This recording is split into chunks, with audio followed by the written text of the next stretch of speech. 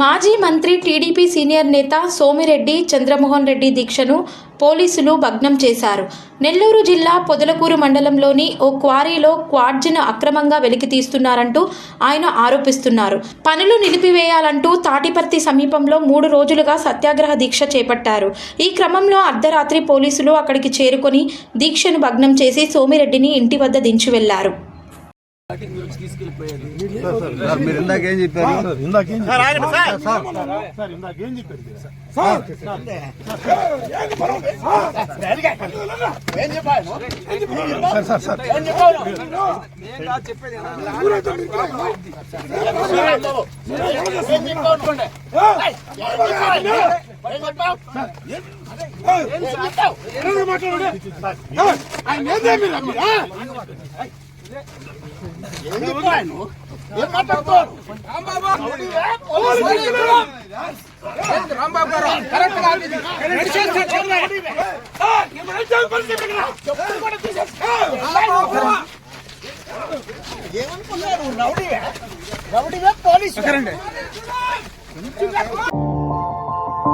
మా ఛానల్ ని లైక్ చేయండి, షేర్ చేయండి, సబ్స్క్రైబ్ చేయండి.